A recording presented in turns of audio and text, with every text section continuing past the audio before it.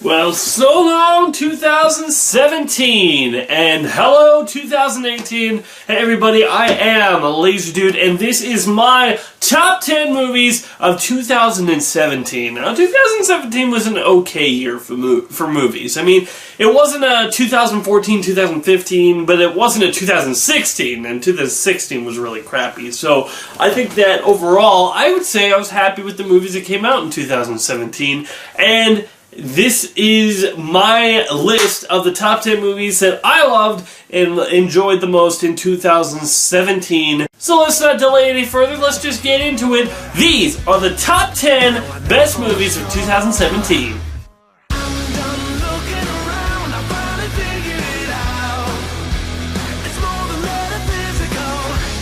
Number 10.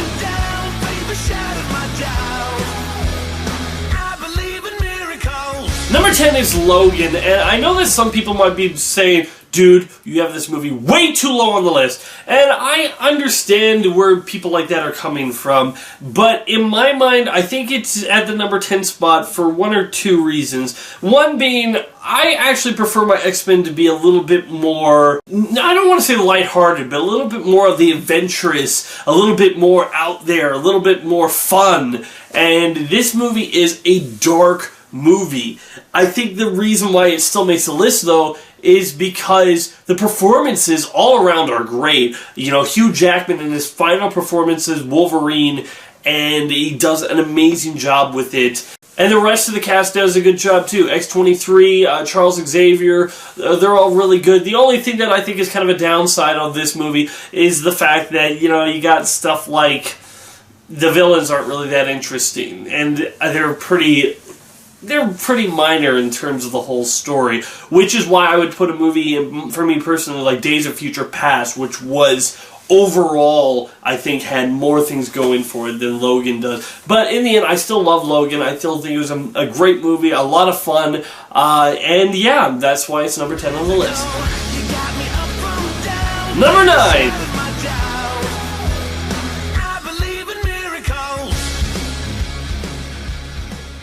Spiderman Homecoming.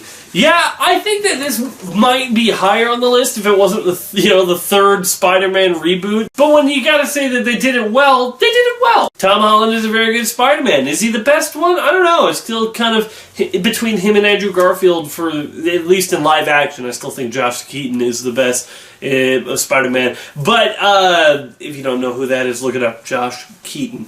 Anyway, I think that he does a great job with the role, and I think for the first time, I feel like Spider-Man is a teenager going through teenage problems while also being Spider-Man. That's, like, the other movies, you know, as I say, Andrew Garfield was practically a senior citizen by the time he was on it. You know, he was, and Tobey Maguire didn't really look like that much of a teenager either. So, the fact that we finally got a guy who looks like he was a teenager going through these crappy situations of life and Spider-Man, it really makes it come alive to the character and really makes him feel the most like Spider-Man that I've ever seen. Not to mention that we actually have a good and interesting villain. I like Michael Keaton as the Vulture. I'm not sure if it's, like, he does have good motivations and whatnot, but I really think Michael Keaton really sells this role. He's really the guy that goes all out into it, and you can just see the intensity of his character, and I really think he sells this role of one of what, in my mind, one of Spider-Man's least interesting villains ever, and he really sells it into a place where I believe it, and I find him menacing, and I find him kind of cool. There's twists, there's turns, there's some stuff they're doing differently,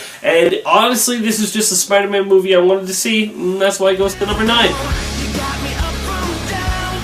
Number 8!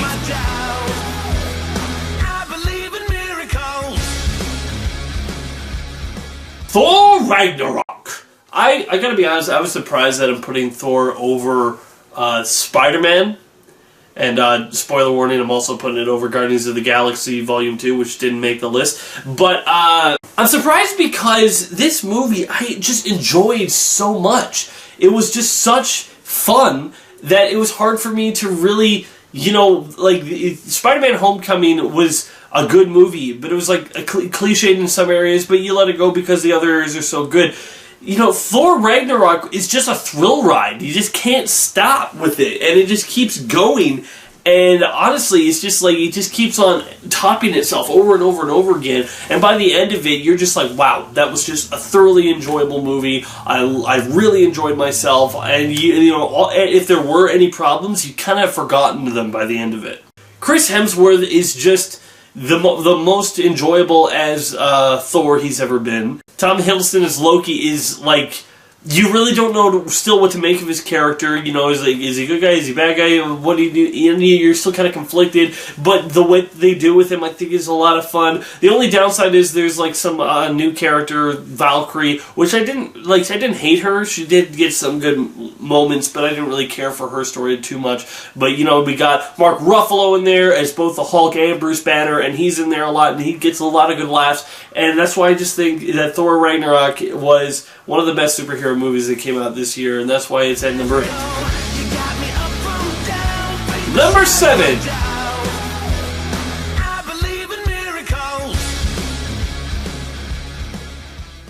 Disney Pixar's Coco. Now, Coco was a movie where it really took me a little bit to really get a handle on how I fully felt about this movie. Because I like the ideas of this movie does a lot more necessarily than the execution of it. But then I realized that after a while, I'm like, no, I think it still was handled very well. Because Coco, a story about this kid who goes into the land of the dead, I just think it's an amazing idea. And what they do with it and how the characters go with it, it's just great. I love the way they handle the land of the dead. I love how like they handled him in his family, and I like how they put what family over dreams and desires. You know, what's more important? What do you actually are going for, sort of thing. And I also love how they handle like memories. How the only thing left of you after you die is the memories that you leave with other people. And if people can remember you, your spirit still kind of lives on. And I love all those ideas that they give, and it's just an amazing movie. The animation is amazing. The story is really good. I like the characters. I like that we're going to like. When was the last animated show or anything about something happened in Mexico? There's not a lot that's coming to my mind. You can put in the comments below others, but I'm just saying, compared to America, it's probably not even close. Coco is just another movie for Pixar that you just can't help but enjoy. It's just fun. It's fun, and it's entertaining, and it's a good lesson for... And I think that's one thing that a lot of movies these days don't actually have anymore. It's lessons. They have arcs and character plots, but they don't really have anything where you feel like you've learned anything by the end of it. Where I think Pixar movies do a great job of asking questions and putting forward interesting answers, or even sometimes they don't have answers for it, but just asking the question is enough. And all those are reasons why Coco is number 7 on the list. Number 6.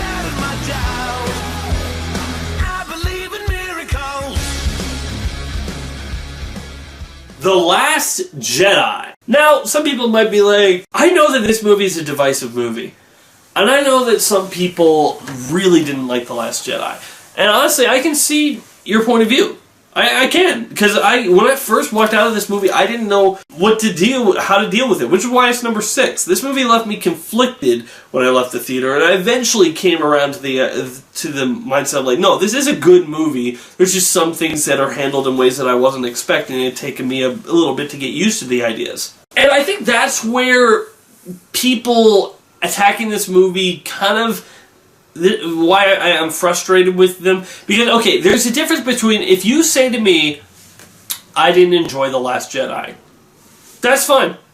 There's no problem with that. I'm not going to say you're wrong because I can't tell you if you enjoyed it or not. But saying this is a bad movie is different from saying whether you enjoyed it or not. And I think that people are looking at this movie and hearing some people who say the prequels are better movies than this. No.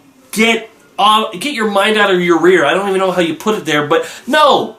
This is a good movie, and it's a very well done movie. There's so many great, amazing moments in this movie that it's just like, sure, it doesn't necessarily need to be your favorite, which is why it's number 6 on my list. It wasn't my favorite movie of the year, but it was still a very well-made movie, and it was my 6th favorite of the year, so... That's what I can say. It's take me a little bit to get used to. I might I think I'll know fully how I feel about this the next time I see it, but I think that it's a great movie, and honestly, I think that it's good enough to get to number 6 on my list, so that's all I gotta say. And now, the most disappointing movie of the year is Disney's Beauty and the Beast. Now, some might say that I shouldn't be disappointed with this movie because I didn't actually expect it to be good in the first place. Like, I was saying it was going to be bad. I was saying this was unnecessary. I was saying all this stuff before I even saw it. And when it met those expectations, I wasn't really disappointed that it met them. But I'm more just disappointed in Disney itself, you know? I'm disappointed that they're doing this quick cash cow thing and honestly doing a horrible job. I mean, the movie, me and my sister went on for over like 40 minutes just talking about all the things that this movie did that was worse than the animated movie. But they just ripped off the animated movie, and every step and every turn and every change that they made just brought up more questions. Everything that they added was just, and I was just disappointed. I'm like, Disney, stop doing this. Okay? You can do it with a few movies. There's a few stories I would love to see in live action. This Mulan movie, I would love to see that in live action. Lion King, what's the flippin' point? They're already animated. You're just going from a different type of animation to live action animation. What is the point? Can you honestly think that you can show the scope of the movie in a better way with live action CGI animation? I doubt it. Unless you actually get a herd of wildebeest to jump down a canyon, I don't think so. But Beauty and the Beast was just a story that was never ever going to be topped. There was nothing wrong with the story. And if you can't top it, why even bother? You remake something if you want to tell something new. If you want to take a story and retell it in a way that your story is now being told. It's not their story anymore. You remake it so it's your story, and this didn't do anything. You're remaking their story and just adding other things in it to make it look like it was your story, but it wasn't. It was crap. It was garbage. And honestly, the fact that you couldn't even get an actress who could sing, that she had to be auto-tuned, made it even worse. Screw this movie. Screw all of it. Screw Emma Watson's bad portrayal as Belle, where she makes her like, yeah, that's Belle. You got it. Screw the Gaston guy who goes from, oh, Belle didn't want to date me, to let's kill her father in 5 seconds flat. Screw LeFou, who now has to be a good guy because you can't make a gay guy like bad guy. It has to be a good guy now. Screw all of it. Just screw you, Disney. Number 5.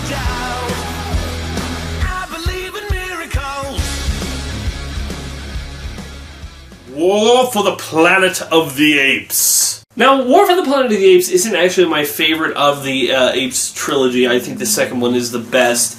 But I think it is a fitting end for it. You know, this is the finality of Caesar's journey, Andy Serkis. I mean, honestly, can we at least give him an honorary Oscar for Best CGI Performer of all time? I mean, we can do that at least, right? If we're not going to be able to nominate him, because just the way he portrays this character through this digital performance technology, it's just utter amazingness. This movie better darn well win the Oscar for Best Visual Effects, because sure, there's other stuff that might be way overblown, like Star Wars, but this is just, I felt it was real, okay? That's the thing. And that's when CGI, if it's at its best, is when you feel it's real. And that's what it did for War of the Planet of the Apes. The story is great. I enjoyed all the characters. I enjoyed the new characters they added. Honestly, I could watch that clip of that little girl going, I mean, it's just the cutest thing of the year. Yeah, I'm going to put that as an award. Cutest image of the year. Little girl going, it's too cute. And Woody Harrelson. I loved Woody Harrelson in this movie. I was thinking at this point we got to show the worst of humanity. So we're just going to show a character with absolutely no humanity left. And, you know, you're not going to feel for him at all. And honestly, you do. I like how in these movies I gotta think, well, if I'm a human in this world, in this scenario, who am I really siding with here? I might be siding with Woody Harrelson's character if I didn't realize that I was in a movie universe, you know? They give these villains in these movies the right motivations, and I love how, you know, you still get stuff where, like, he's on a vengeance journey, Caesar, and he's haunted by the image of Koba and what Koba was, and he's like, maybe I am turning into like Koba, just someone only driven by vengeance and hate. It's a great movie. That's why I love War for the Planet of the Apes, and that's why it's number 5 on my list. Number 4.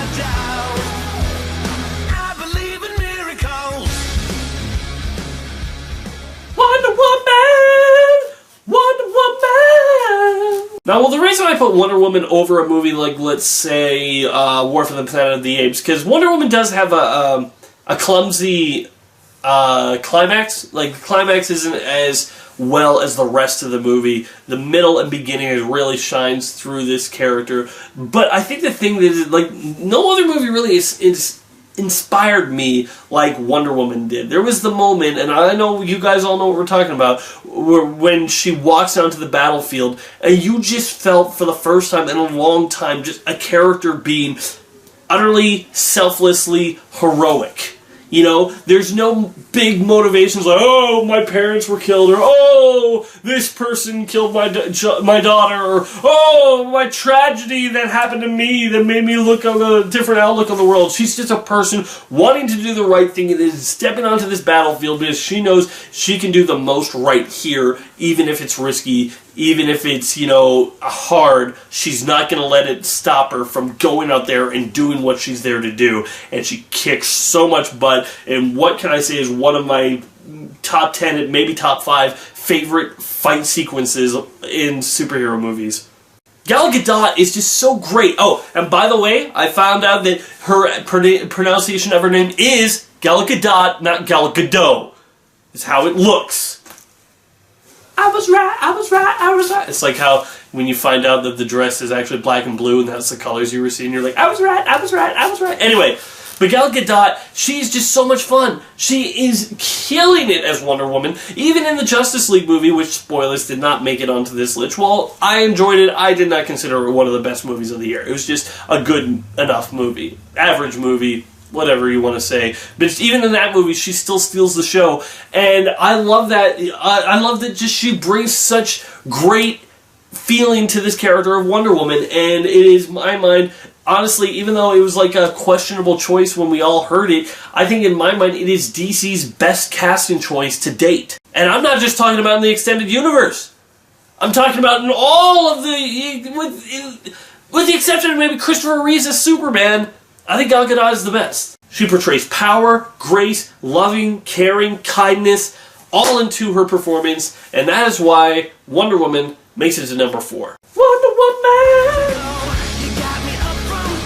Number 3.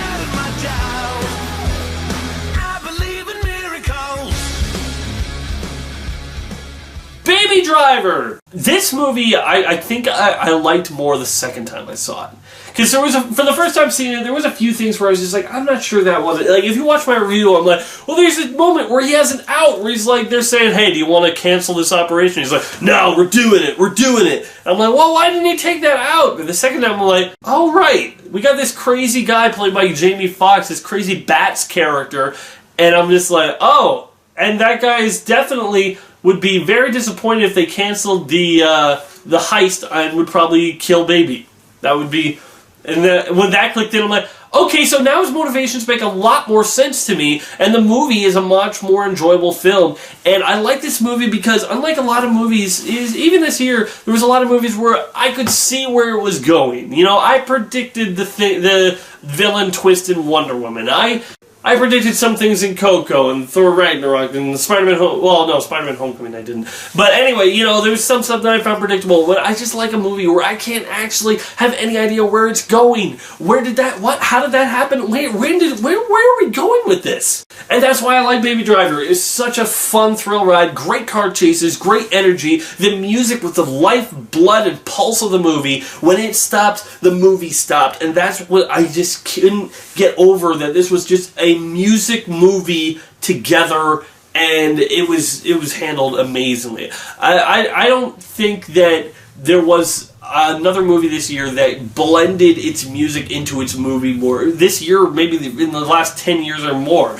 maybe ever. Edgar Wright stepped away from the comedy scene and onto the action scene with it wasn't just a tiny one small step for man, it was a giant leap for Edgar Wright. And all I can say is I'm just happy that a movie about music and a guy named Baby did not have the song Baby, Baby, Baby, oh. I would have hated it. I would have just kicked it off the list right there. Oh, by the way, on behalf of all the Canadians, we're sorry for Justin Bieber. But anyway, Baby Driver is number 3 on the list. Number 2.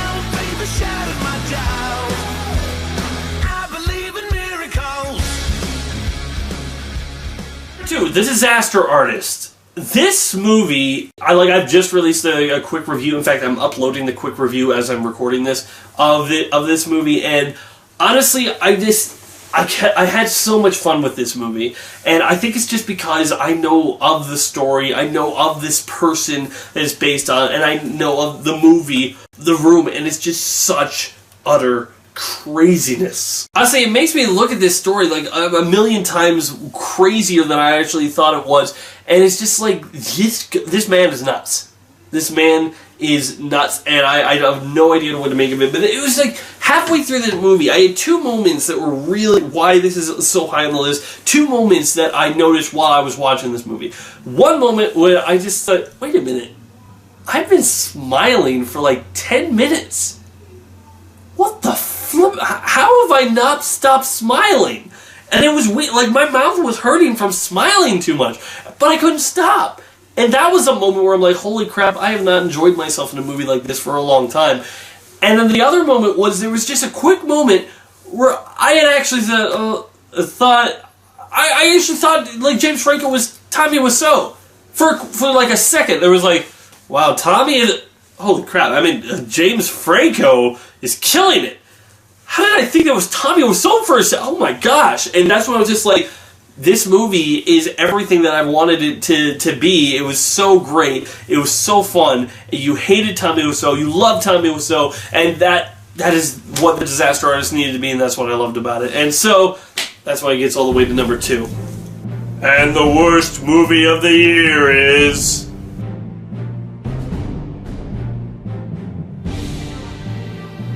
The Emoji Movie.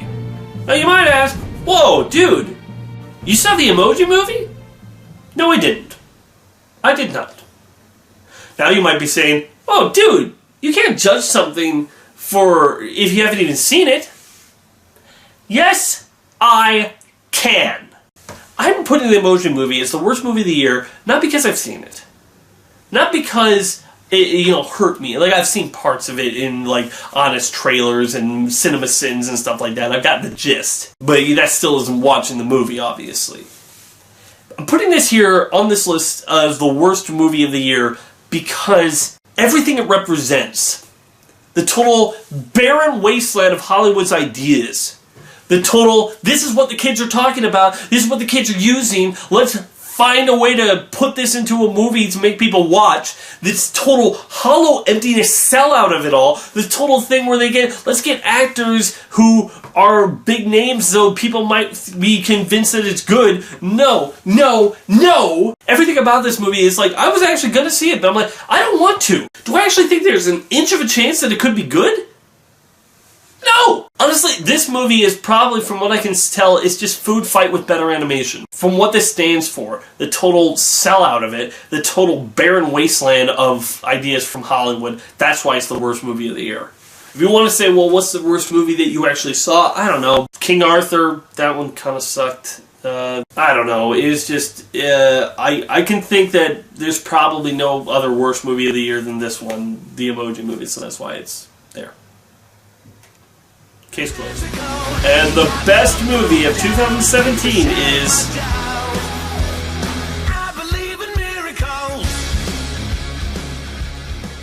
The Founder.